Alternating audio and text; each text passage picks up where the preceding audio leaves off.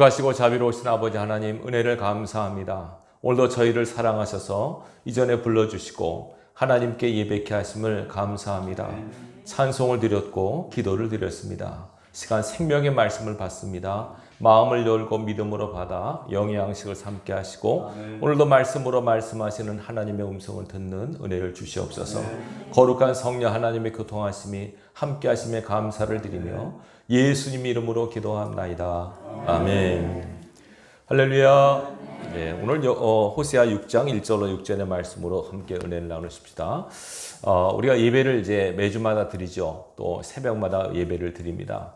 이렇게 하나님께 예배하는 것은 우리 크리스찬의 본분입니다.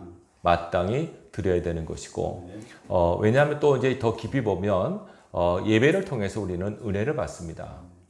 심령의 위로를 받고 또 책망받기도 하고 도전을 받기도 합니다. 또 우리가 하나님께 예배를 통해서 영광을 돌리는 것, 찬송으로 또 기도로 때로는 헌금으로 영광을 하나님께 돌리고요.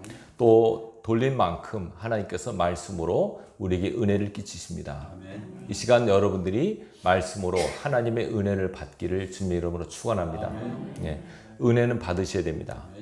은혜를 받고 힘을 얻고 소망을 얻고 또 책망도 받고 해서 예배를 통해서 내 자신의 영적 상태를 점검하셔야 됩니다. 굉장히 중요합니다. 항상 우리가 자동차도 정비를 늘 수시로 해야만 탈이 나지 않지 않습니까? 우리가 영적으로 항상 내가 지금 바로 서 있는가, 잘 가고 있는가를 점검 받으셔야 됩니다. 말씀으로. 그리고 잘못되면은 책망도 받고 또 잘하고 있으면 격려도 받고 위로도 받고 하면서 하나님 앞에 갈 때까지 여러분의 신앙의 걸음에 힘을 얻고 능력을 얻는 시간이 예배 시간입니다. 이 시간 영의 양식을 잘 드시고 소화 잘 시키시고 여러분 삶 속에서 영적 에너지로 승화시킬 수 있기를 주님의 이름으로 축원합니다. 오늘 이제 호세아서의 이야기를 잠깐 나누면 호세아는 북이스라엘 시대에 활동했던 선지자입니다. 솔로몬이 죽고 나서 나라가 르호보암과 여로보암으로 나라가 쫙 나눠지죠.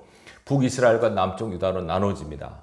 북이스라엘, 남유다 역시 다 하나님의 백성인 건 분명하지만 정통성은 남유다에 있었습니다. 북이스라엘 백성이 이제 여로보암이 이제 왕에 등극하면서 계속 보면 북이스라엘 타락 일로에 걷습니다. 타락한 왕과 그 백성이 시대를 계속 이끌어갑니다. 근데 하나님께서는 북이스라엘도 역시 하나님의 백성이었기 때문에 시대마다 또 왕마다 하나님께서 하나님의 종들을 세우세요. 그래서 요 호세아가 활동했던 시대는 북이스라엘의 여로보암 2세라는 왕 시대입니다. 요때가 그 호세아가 주전 755년에서 715년까지 활약했다고 여겨지는데 요때 북이스라엘은 여로보암 2세 때 시대는 굉장히 번영한 시대입니다. 물질적으로는 번영했지만 영적으로는 굉장히 타락하고 어려웠던 시기였습니다. 그때는 이제 동시대의 남쪽 유다에는 미가, 이사야 선지자가 활약한 시대였고 역시 그때도 마찬가지입니다. 거의 하나님 보시기에 흡족했던 시대는 드뭅니다. 다 보면 그냥 죄악의 길을 계속 걷고 있는 시대입니다. 근데 하나님께서는 그럼에도 불구하고 타락 일로를 걷는 그 백성을 사랑하셨습니다. 그래가지고 하나님의 종들을 보내셔서 하나님의 말씀을 주셨습니다. 자, 이 호세아 선지자의 특징은 뭐냐면 몸으로 하나님 말씀을 전한 사람이에요. 하나님의 사랑이심을, 그 백성이 타락하고 부패해도 여전히 그들을 사랑하고 계심을 친히 삶으로 보이십니다. 여러분 우리가 잘 아는 내용 아닙니까? 오늘 호세아에게 하나님께서 너 결혼해라 그러면서 누구를 소개시킵니까? 하나님 중매장이 되셔서 아주 멋진 여인을 소개시킵니다. 고멜이라고 하는 여인입니다. 직업이 뭐였습니까? 장기였습니다. 호세가 얼마나 놀랐을까요, 여러분? 하나님께서 중매하셨는데 장기와 결혼하라. 제가 그 시대 안 태어나게 너무 감사한 일입니다.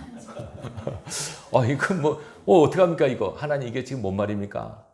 진짜 하나님의 귀한 종인데 진짜 최고의 배필을 속에도 부족한 반인데 아니 창기를 부인으로 맞이하라고 합니다. 뭐 하나님 명령이 할 수 없죠. 그래서 그 여인을 데리고 와서 삽니다. 자녀를 셋 낳죠. 근데 여전히 그 기질은 버리지 못해서 또 남편을 버리고 집을 나갑니다. 그래 하나님께서 이제 호세아가 속으로겠지. 하나님 보셨죠? 어디 못 버립니다. 이 습관은 못 버립니다. 하나님께서 뭐라고 하십니까? 가서 돈을 주고 그 여인을 데리고 와서 또 살아라. 또 그렇게 하십니다. 그러면서 하나님께서 중요한 메시지를 주세요. 내가 그 여인을 버려서는 안 되듯이 나도 너희를 버리지 못해. 이러면서 읽지 않았지만 호세아 3장 1절을 보실까요? 이렇게 나옵니다.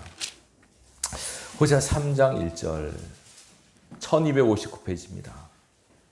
여호와께서 내게 이르시되 이스라엘 자손이 다른 신을 섬기고 건포도 과자를 즐길지라도 여호와가 그들을 사랑하나니 너는 또 가서 타인의 사랑을 받아 음녀가 된 그 여자를 사랑하라 하시기로. 중요한 메시지입니다. 다른 신을 섬기고 건포도 과자란 말은 바알에게 제사한 제물입니다. 이게 무슨 말입니까? 호세아야, 이스라엘아, 너희가 나를 버리고 우상과 미신을 섬겨도 나는 너희를 여전히 사랑해. 얼마나 중요한 메시지입니까 이게? 그러니 너도 가서 타인의 사랑을 받는 그 여인을 데려오너라. 이렇게 말씀하시는 겁니다. 얼마나 중요한 말입니까? 우리가 영적으로 주님의 신부라면 신부는 신랑 대신 예수만 바라봐야 되는데 신부가 다른 신을 섬겨요. 우상을 섬기고 미신을 섬겨요. 하나님께서 우리가 뭐라 그랬습니까? 네가 비록 다른 신을 좋아해도 나는 너만을 좋아할 거야. 이렇게 말씀하는 겁니다. 이걸 우리가 깊이 생각하셔야 됩니다. 호세아는 하나님 마음을 과연 이해했을까? 어쨌든 하나님 명령이니까 또 돈을 데리고 와서 합니다. 그러면서 3장 3절입니다. 2절 3절 볼까요? 내가 은 15개와 보리 한 호멜 반으로 나를 위하여 그를 사고, 그는 호멜입니다. 부인을 사고 그에게 이르기를 너는 많은 날 동안 나와 함께 지내고 음행하지 말며 다른 남자를 따르지 말라. 나도 내게 그리하리라 하였노라. 이해되시죠? 무슨 말씀인지. 비록 내가 간음을 행했어도 나는 너를 사랑하면 변함이 없어. 내가 바라는 것은 앞으로 가능하면 다른 데 가지 말고 나와 함께 살아다오. 이렇게 하는 겁니다. 예. 똑같이 이렇게 말씀하십니다. 그럼 지금 시대가 어떤 시대가 생각합니까? 지금 우리가 물질적으로 잘 살죠. 풍성하죠? 영적으로 어떻습니까, 여러분? 뭐 다 압니다. 영적으로 얼마나 빈곤한 시대입니까, 여러분? 기도가 죽고, 기도하는 교회가 찾아보기 힘들고, 기도원이 문을 닫고 있고, 사람 숫자가 줄어들고, 새벽에 사람들이 기도하는 사람이 거의 없습니다, 여러분. 새벽 기도 안 하는 것이 당연하게 여겨진 시대에 살고 있습니다. 지금 우리가 이런 시대를 겪고 있다는 것을 주목하셔야 됩니다. 하나님께서 우리를 버리신 건 아닌가? 아니죠. 하나님께서 버리지 않습니다. 우리가 하나님을 버리면 버렸지. 우리가 하나님을 떠나면 떠났지. 하나님께서 우리를 떠나지 않습니다. 여러분 신앙할 때 이걸 굳게 믿으셔야 됩니다. 어떠한 것도 그 누구도 우리를 향한 하나님의 사랑을 이기거나 끊을 수 없습니다. 우리가 스스로 포기하거나 낙심하거나 떠나지 않으면 됩니다. 근데 이스라엘은 떠났어요. 지금 하나님을 떠났어요. 그래서 하나님께서 어떻게 합니까? 떠나니까 어떻게 안 되는 거죠. 이거 떠났으니까 당연히 사단의 놀이개가 되는 거죠. 여러분 하나님 품을 떠나면 사단의 밥이 돼요. 사단은 우리를 괴롭히죠. 자, 이스라엘이 하나님을 떠납니다. 하나님의 종들이 그렇게 많이 외치고 부르짖었는데도 불구하고 떠났습니다. 그러니까 하나님께서 북이스라엘 주전 722년에 아수르라는 나라를 통해서 멸망시킵니다. 그러면 정신을 차려야 되는데 또 정신을 그래도 못 차립니다.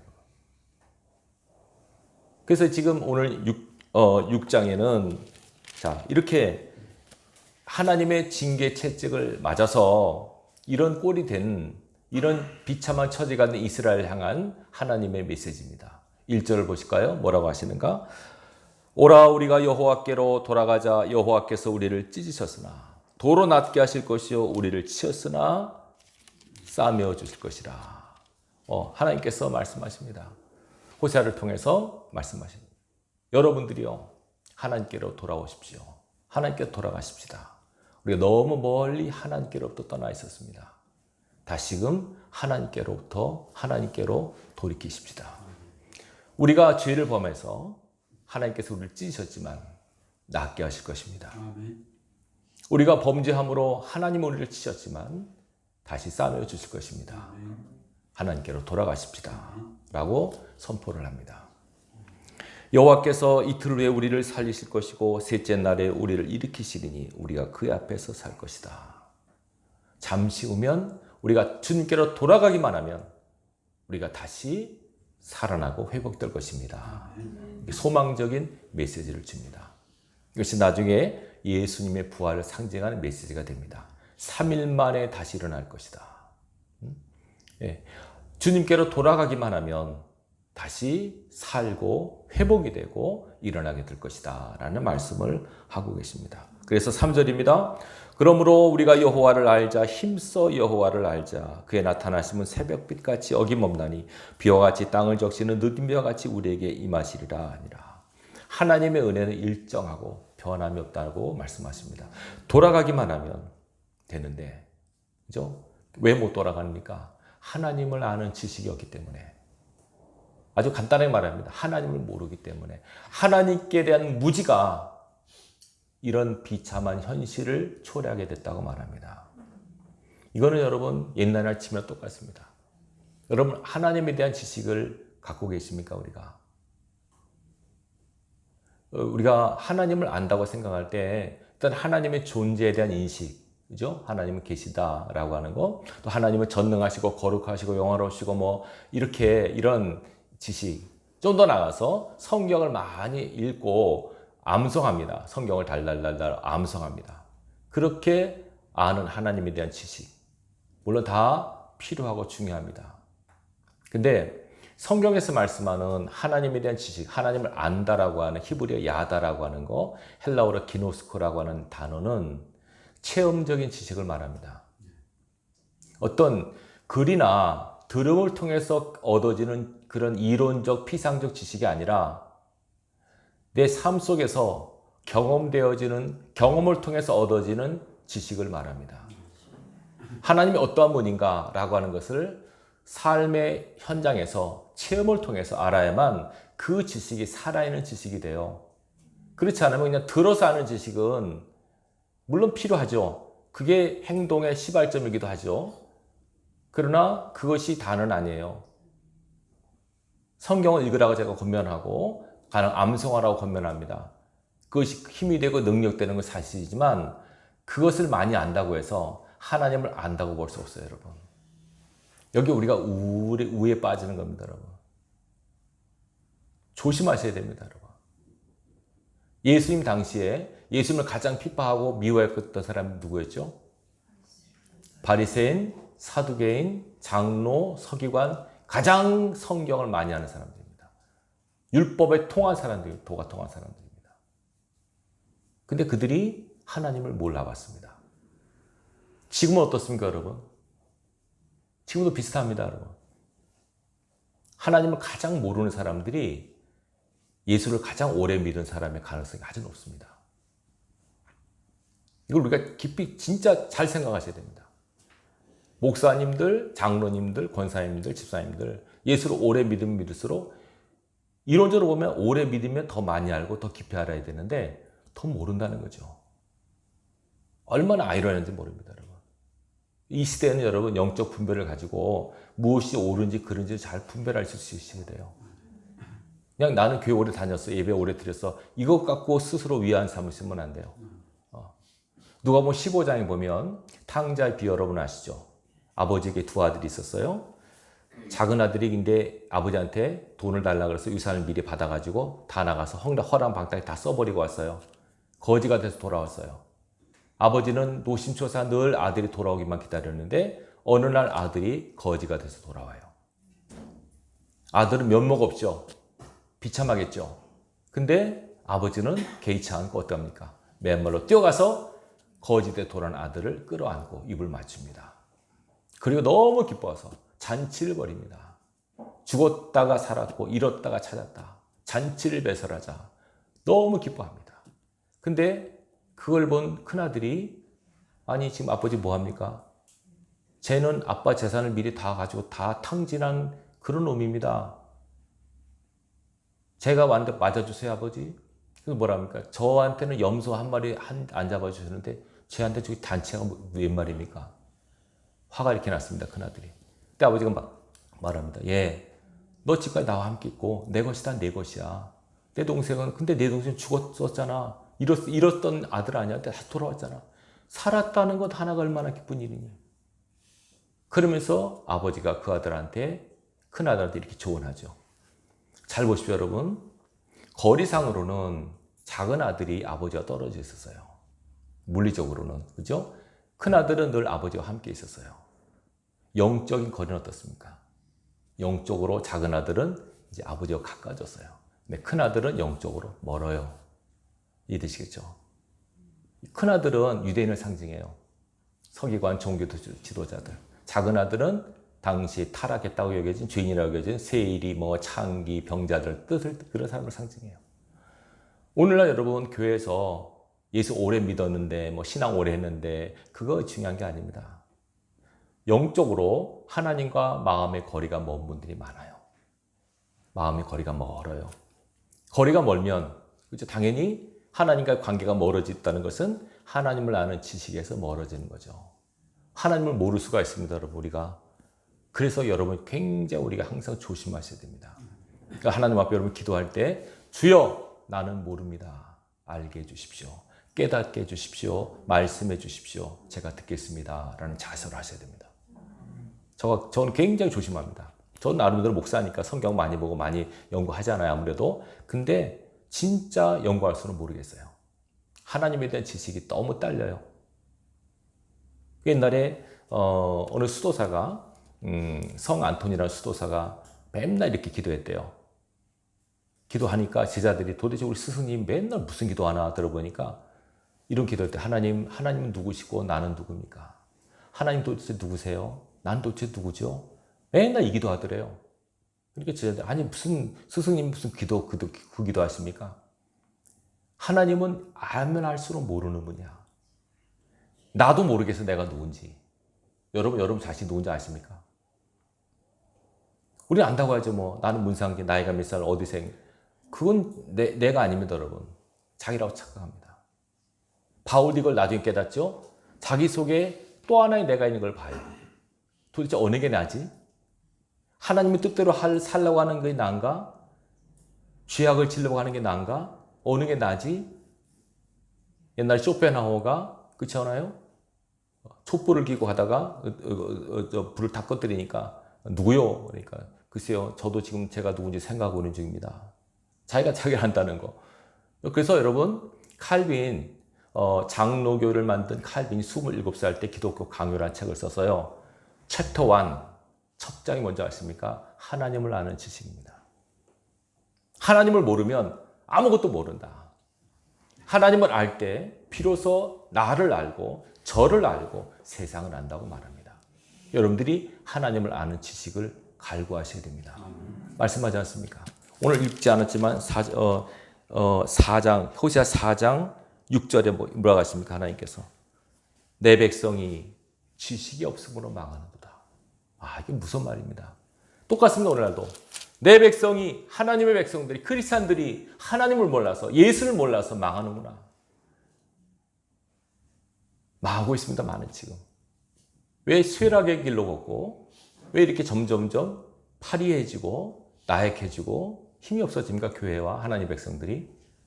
하나님을 몰라서 그렇습니다. 정말. 이건 여러분에게 저 자신에게 하는 말입니다. 과연 나는 하나님을 얼마나 알고 있는가? 하나님을 알려고 얼마나 몸부림을 하고 있는가를 생각하셔야 됩니다. 그냥 하나님께 나와서 하나님 이거 주세요 저거 주세요 헌금하고 찬송 따라 부르고 기도하니까 기도하고 그게 신앙인 줄 알아요. 신앙의 한 부분입니다. 그거는. 하나님은요 뭘 원하시는지 아십니까? 하나님의 소원, 오늘 마지막 절에 나오니까 뭐라고 했습니까? 하나님께서 호세아 6장 6절 뭐라 하십니까? 나는 인애를 원하고 제사를 원치 아니하며 번제보다 하나님을 아는 것을 원하노라. 하나님께서는 뭘 원하시지? 하나님은 예배를 원하시는 게 아니고 또 뭐 헌금을 원하시는 게 아니고 하나님께서는 우리의 마음을 원하시는데 어떤 마음이에요? 인애가 뭘까요? 네, 인애는 헤세드라는 말은 자비, 긍휼, 사랑 이렇게 번역할 수 있습니다. 하나님께서 우리가 긍휼함을 갖기를 원하신다는 거죠. 왜냐하면 하나님은 긍휼의 하나님이시니까. 다시 말하면 긍휼한 말은 한문이고 이거는 불쌍히 여기는 마음입니다. 딱하게 여기는 마음. 이 마음을 갖기를 원하십니다. 하나님께서는 호세아를 통해서 이 마음을 보여주신 겁니다. 자, 자기를 배반하고 바람피는 부인, 그거를 진짜 이 여자를 어떻게 해? 그래가지고 막 그냥 하는데 하나님께서 호세 마음속에 무슨 마음을 주실까요? 긍휼한 마음을 심어주십니다. 긍휼이 없으면 안 되죠, 여러분. 그죠? 그래서 다시 데리고 옵니다. 그러면서 말씀하십니다. 내가 이 백성을 보는 마음이야 바로 그게. 이 백성이 귀신을 섬기고 우상 섬기고 나를 떠나도 죄악을 져도 나는 그들을 이렇게 불쌍히 여기고 있어. 이렇게 말씀하는 겁니다. 아니 불쌍히 여기면서 왜 하나님께서 뭐 전쟁 이루고 막 얻어맞게 하시고 쪼개지게 하시고 그럴까? 하나님의 뜻이 아니에요. 그건 자기들이 그 길로 갔기 때문에 맞는 거예요. 밖에 비 오는데 우산 안 맞고 비 다 맞죠, 여러분? 우산 쓰고 제가 우산 안 쓰고 비 다 맞게 돼 있어요, 여러분. 타락하지 마라, 죄지지 마라. 그래도 타락하고 죄지면 그 고통받게 돼 있어요. 하나님도 어떻게 할 수 없어요. 그 법칙과 원리니까. 하나님께서 만드신 법칙이에요, 그거는요. 죄의 값은 사망도 법칙이에요, 또. 예수 믿으면 영생은 또 법칙이에요. 이 영계의 법칙을 무시하면은 그 법칙대로 다 가는 거예요, 여러분. 하나님께서 우리가 잘 살길 원하시고 기쁘고 행복하기를 누구보다 원하세요. 근데 우리가 여전히 그걸 알면서도 그 죽을 길로 행한다면 그건 아는 게 아니죠. 정말 안다면 그렇게 하지 않죠. 그냥 이론적 피상적 지식으로 하는 거죠. 하나님은 사랑이죠. 알면서는 안다고 정말 알면은 하나님의 사랑에 대한 감동과 감격 가운데 사시는 거 정상이에요. 근데 하나님 사랑이죠. 나를 사랑하시면서 우리가 누굴 미워한다거나 비판하고 정죄하면 그건 아직도 하나님 모르는 거죠. 호세아는 하나님을 알라고 계속 강조하고 독려하고 있습니다. 이 하나님을 아는 지식은 굉장히 중요합니다, 여러분.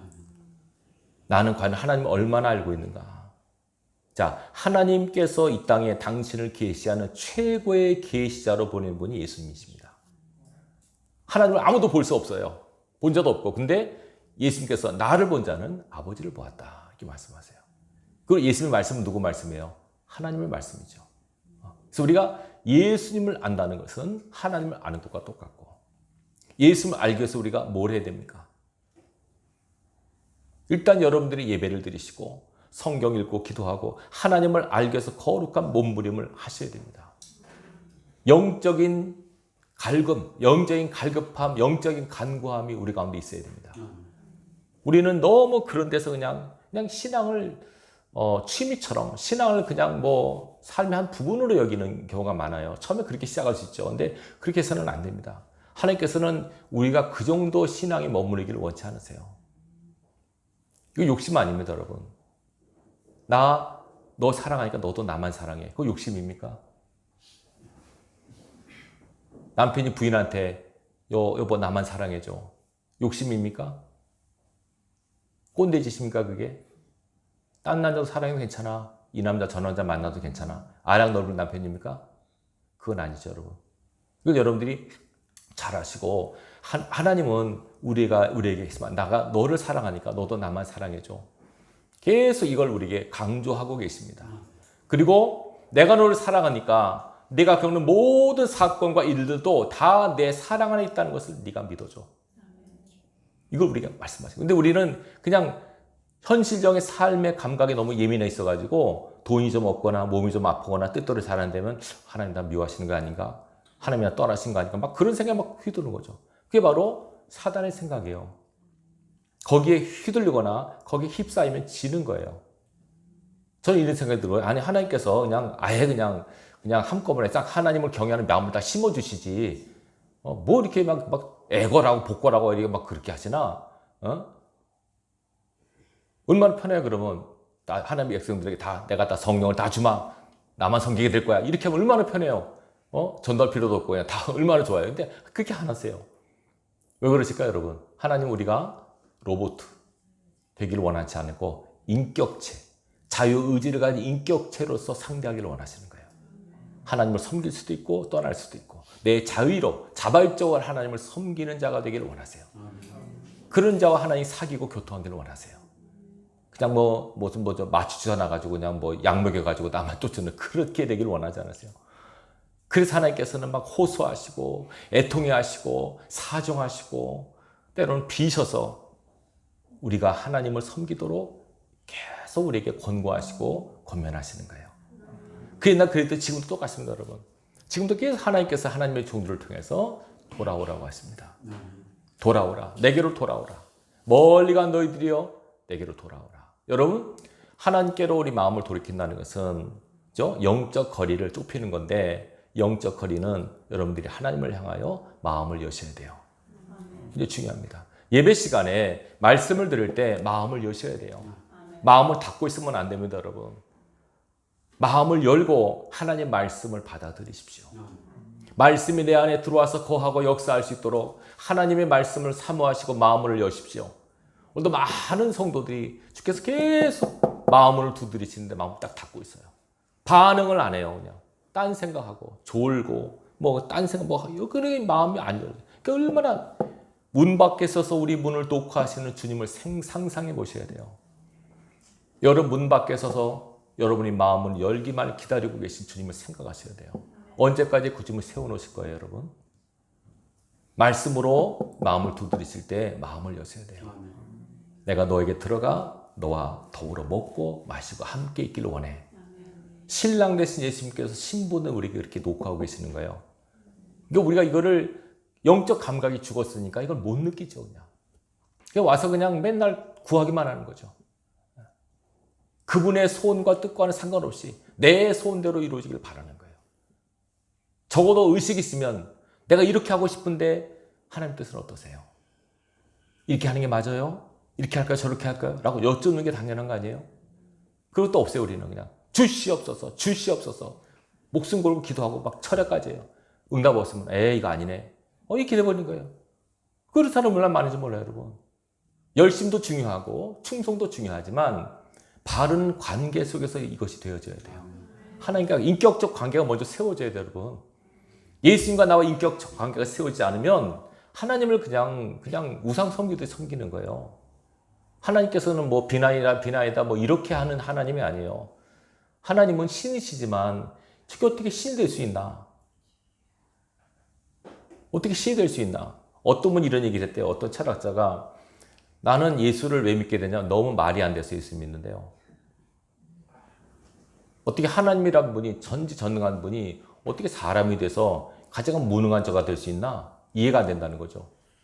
그래서 그래서 이게 진짜 참신이구나 그렇게 여기게 됐대요. 일리 있는 말 아닙니까, 여러분? 하나님은 그런 분이세요. 그러니까 그 하나님에 대해서 우리가 지식이 없으면 신앙을 제대로 할 수 없어요. 여러분, 나와 하나님과 인격적 관계가 서로 세워져 있는가를 잘 점검할 수 있기 바랍니다. 그럼 우리가 어떻게 하나님을 알아가지? 일단 다른 방법 없어요. 우리에게 주신 것은 말씀이에요. 말씀을 많이 묵상하셔야 돼요. 그리고 가장 중요한 것, 말씀을 따라 사셔야 돼요. 그렇지 않으면 절대로 하나님 몰라요, 여러분. 이론적으로 아무리 말씀을 달달려고 아무리 많이 알고 있어도 제가 아는 어느 목사님은요, 말씀을 달달달 외우시는 목사님이세요. 근데 딱 영적으로 잘못된 부분이 많은 것을 제가 느끼겠어요. 틀려요, 여러분. 말씀 많이 하는 거랑. 일단 말씀을 많이 알고 암송하시고 이걸 하나라도 여러분 삶 속에 적용하시고 접목시키시고 삶의 현장을 말씀의 실험소로 만드셔야 돼요. 그러지 않으면 안 돼요. 머릿속에만 말씀 갖고 있으면 안 돼요. 하나님 말씀 살아있기 때문에 여러분 속에서 하나님께서는 말씀으로 역사하기를 원하세요. 하나님 말씀 살았고 운동력 있다 그러죠. 움직이기를 원하세요. 말씀으로. 하나님 사랑의 하나님이시다. 맞아. 사랑의 하나님이시오. 그러면 나도 사랑을 해야 돼요. 하나님이 기도한 걸 기뻐하시오. 기도해야지. 근데 기도를 안 해요. 그건 하나님 모르는 거죠. 그거는. 사랑해야지 않는데 계속 미워해 누구를. 원수 갚아주세요. 이런 건 아니죠, 여러분. 그래서 얼마나 많은지 몰라요. 하나님을 아는 것이 아니에요, 영적으로는. 그건 진짜 하나님을 아는 지식이라고 볼 수 없어요.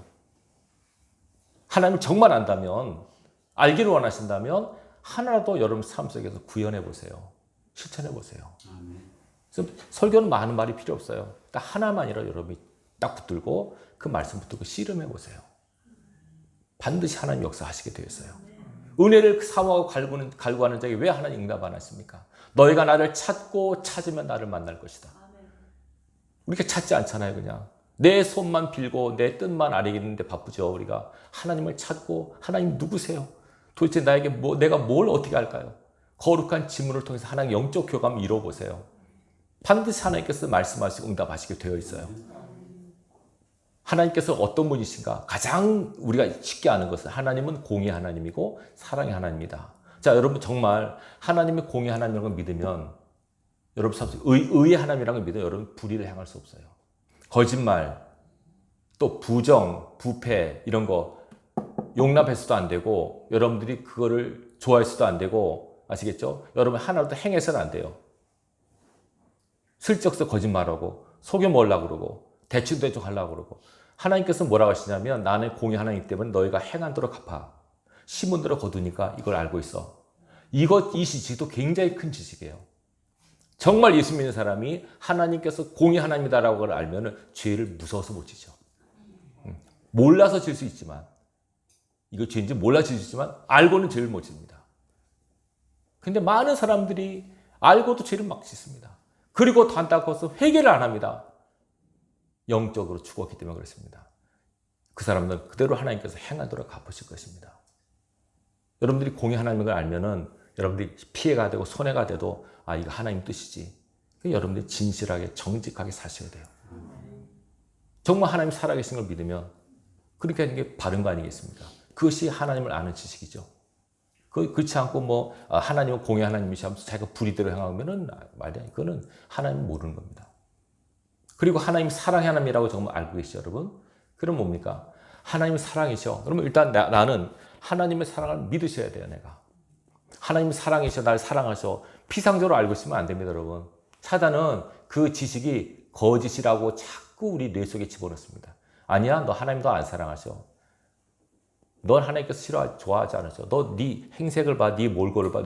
하나님 나도 싫은데 너 하나님께서 너 좋아하시겠어? 이렇게 자꾸 이상한 말을 집어넣는 거예요. 비참하게 만들고 초라하게 만들어서 스스로를 믿게 만들고 싫어하게 만드는 거죠. 그래서 자살하게 오는 거죠. 비교하게 만들고. 비교의식은 상당히 안 좋습니다, 여러분. 절대로 비교하지 마십시오. 비교의식은 우월감 아니면 자괴감을 낮아요. 그거 안 좋아요. 절대 비교하지 마십시오. 나는 나예요. 내가 남자가 여자가 건강한 가나고 돈 있거나 상관없어요. 하나님 그거 따지는 분이 아니세요. 내 영혼의 가치를 보시지 하나님께서 그거 안 보세요. 하나님 영혼의 절대 가치를 보세요. 어린아이나 영혼이 똑같아요. 가치는.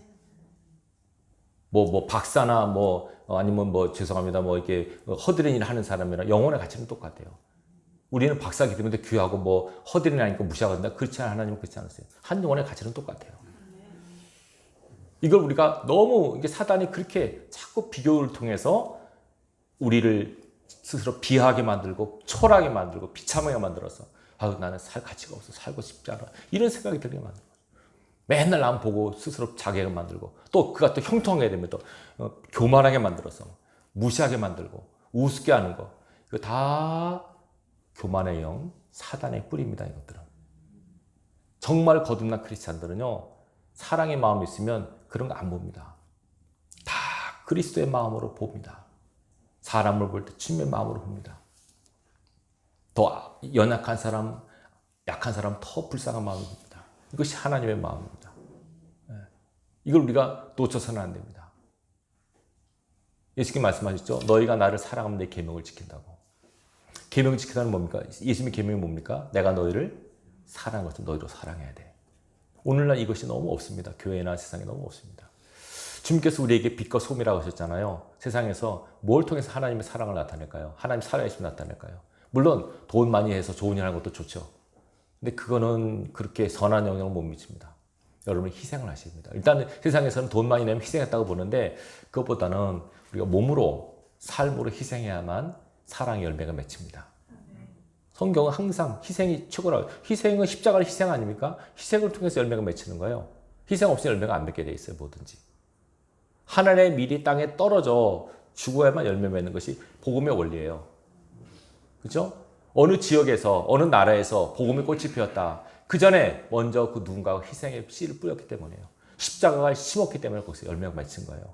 저절로 된 게 아닙니다. 오늘날 우리 교회가 많이 이전에 몇 년 만에 막 붕했잖아요. 그 많은 순교의 피, 많은 희생의 열매들이 있었기 때문에 그 꽃이 핀 거예요.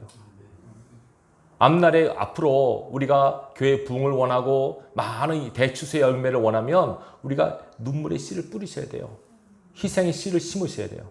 없이는 그게 안 돼요. 그게 거저 먹으려고 그러면 안 됩니다. 기도 안 하고 어떻게 축복을 받습니까, 여러분? 헌신 안 하고 어떻게 축복을 받습니까, 여러분? 그건 그 날로 먹는 겁니다, 여러분. 하나님 그런 분이 아니십니다.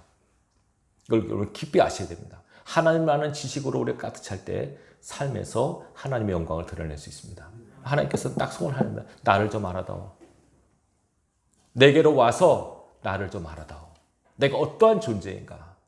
나 하나님이 어떠한 존재인가를 알아다오. 계속 말씀하십니다. 나는 공의 하나님이고 나는 사랑의 하나님이야. 죄 짓지 말아라. 설사 너희가 죄를 져도 내가 너를 사랑한다는 거 잊지 말아라. 이왕이면 나를 사랑해다오. 그리고 내 사랑을 전해다오.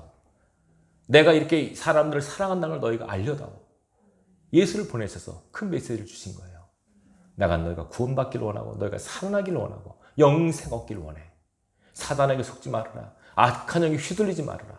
세상에 휩싸이지 말아라. 세상에 싸워서 이기길 바래. 내가 힘주고 능력 줄 테니까 세상과 싸워 이겨야 돼. 내가 말씀을 주고 예수의 피를 주고 하나님의 성령의 능력을 덧입힐 테니까 세상 속에서 싸워서 이기는 자가 되라. 악한 영의 도전과 싸워 이겨야 되고 세상의 풍파와 사조와 가치관과 인연과 싸워 이겨야 되고 영적 싸움에서 꼭 승리하는 자가 되라고 계속 우리에게 독려하십니다. 여러분 하나님의 사람임을 확증하시고 이번 한 주간도 하나님 나를 사랑하시는구나. 나와 함께 하시는구나. 믿음으로 여러분 삶의 현장에서 승리하셔야 돼요. 어떠한 상황과 여건이 벌어져도 당황하거나 놀라거나 두려워하지 마십시오. 내가 하나님과 함께 있기만 하면 그 모든 것들은 하나님의 뜻 안에서 선으로 바뀔 것입니다. 복이 될 것입니다. 그것들은 영광이 될 것입니다. 십자가는 영광입니다, 여러분. 십자가 고난이지만 하나님 안에서 십자가는 영광이고 축복이고 능력이고 승리입니다. 우리 이번 한 주간도 이 하나님의 사랑 안에서 꼭 살아갈 수 있길 바라요. 그리고 꼭 하나님을 아는 지식으로 항상 성장하고 성숙해지기 바랍니다. 성경 읽으시고 기도하시고 예배하시고 삶 속에서 하나님의 사람답게 살아보세요. 말씀을 실천하신다면 반드시 여러분을 통해서 하나님의 영광이 드러나게 될 것입니다. 하나님을 아는 지식으로 꽉 찬 저 여러분을 통해서 오늘도 하나님은 당신의 뜻을 이 땅에 이루어 갈 것입니다. 하나님의 영광의 통로가 되는 축복의 통로가 되는 능력의 통로가 되는 우리 모두가 될 수 있기를 주님의 이름으로 축원합니다. 기도하겠습니다.